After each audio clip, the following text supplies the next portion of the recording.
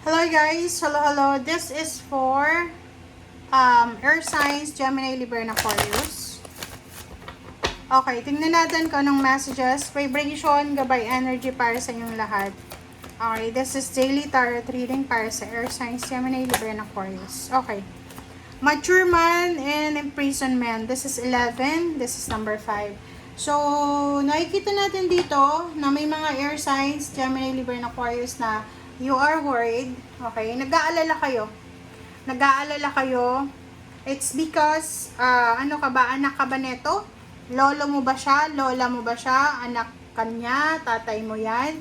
Because there's a, parang OFW ba yung tatay mo or kung sino man siya kasi nasa ibang bansa siya. So, you're worried para dito sa taong to kasi possible na mayroon siyang pinagdadaanan na problema or pwedeng ikaw yung nasa ibang bansa. Ikaw yung nasa ibang bansa, yung parents mo, yung family mo, they're suffering financially or may mga health issues sila na mga pinagdadaanan sa ngayon. Okay? Okay, let's check. So, nakikita ko sa'yo dito na yun. Posibleng because of problema, parang ganon, yung parang ang dami yung problema na pinagdadaanan sa finances, pera. Marami ka sigurong bills, marami kang utang, ganyan ganito. And nakikita ko sa'yo dito na nag-aalala ka or kayo, marami kayong nag-aalala para sa mga problema nyo.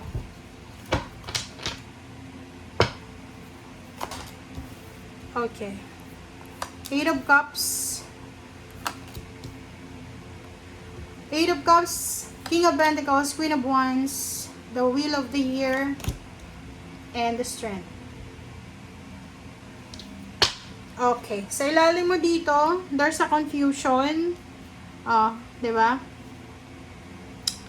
Ang sabi ng baraha sa'yo dito, okay, ang sabi ng baraha sa'yo, air signs, na there's a financial offer in terms of money tayo ha. May financial offer dito.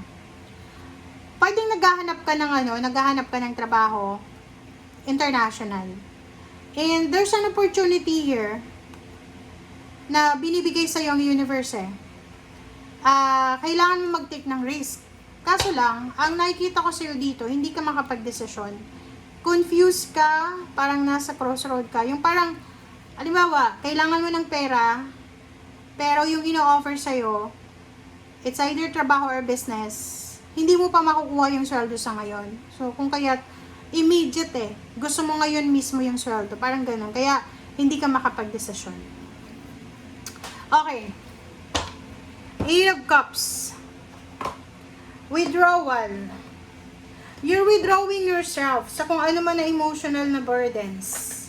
Maraming mga drama, issues sa buhay mo. Sa paligid mo, pwedeng sa pamilya, sa anak, sa kaibigan, sa magulang, kapatid. Ang daming issue. Ang daming drama. Okay?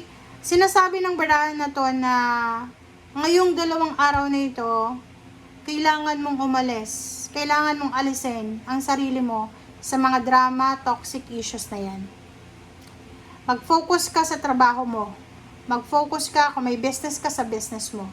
Mag-focus ka kung paano ka makakapag-save ng pera. Mag-focus ka kung paano mo masosolve yung mga financial problems mo. Mag-focus ka kung paano ka makakalaya sa mga financial burdens mo. Yun yung sabi ng baraha sa'yo. Okay? Yun. And the Wheel of the Year, sinasabi ng baraha sa'yo na maraming pagbabago, maraming magbabago sa buhay mo ngayong taong ito. Okay? Maraming changes, transformation, mga parang nasa climax tayo eh.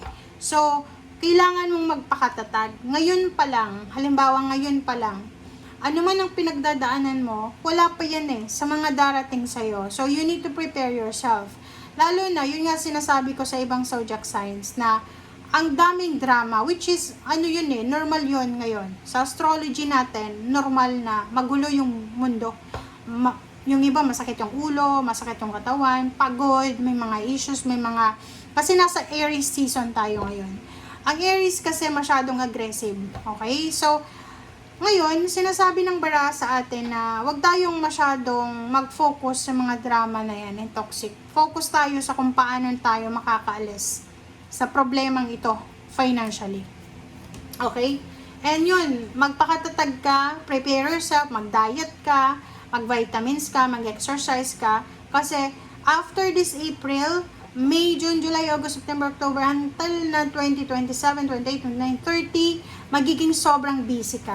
Okay? Ang dami-dami mong kailangan ayusin. Marami ka. Yung iba sa inyo, posibleng magiging sobrang workaholic. Or marami kayong kailangan na, kumbaga, bigyan ng focus.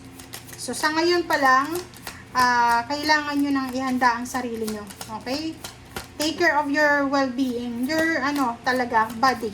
Mental and then physical body. Alright, so Knight of Cups. Sabi ng bara sa'yo dito na if you are single or in a relationship or married ka, babae na air signs, posibleng may magkakagusto pa sa'yo. May mag-o-offer sa'yo ng love life or friendship.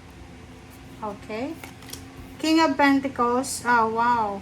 Ang sabi ng bara sa'yo dito, yun, wag kang masyadong mag-focus sa kung anong nararamdaman mong pain and heartaches. Halimbawa, nag-away kayo ng asawa mo, ng boyfriend, girlfriend, ng magulang mo, ng kapatid.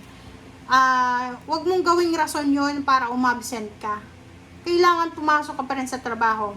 Gamitin mo yung pagkakataon na yan, yung energy mo para makapaghanap buhay. Okay? Doon daw yung focus mo ngayon. Dapat yun yung focus mo sa ngayon.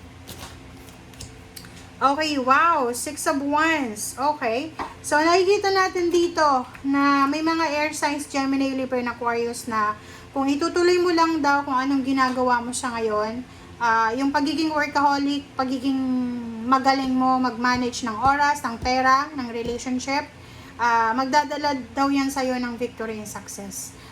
Malapit na yung financial freedom, yung victory and success, pwedeng malapit na yung promotion mo, salary increase, malapit ka nang umuwi ng Pilipinas, malapit ka nang umuwi ng probinsya mo, malapit ka nang makabili ng sasakyan mo, or whatever man to na malapit na. Okay, Wheel of the Year.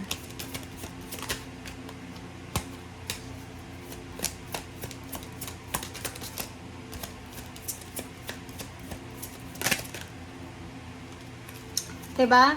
Sabi ng bara sa'yo dito na konting pasensya pa. Konting pasensya pa kasi ngayong taon, maraming pera yung papasok sa buhay mo. Ace of Pentacles, maraming salapi ang papasok sa buhay mo. Pwedeng business, pwedeng trabaho, pwedeng part-time, pwedeng mga from anyone na gustong bigyan ka ng pera, tulong, or suporta. So, yun. Ang magbabago ngayong taon is yung pananalapi mo. Yun yung sure na sure dito. And last card natin is the Strength.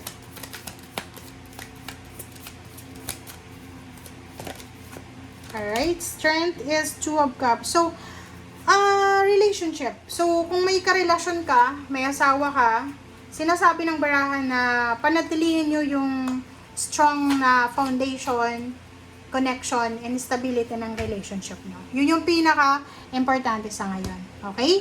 Thank you guys. Bye!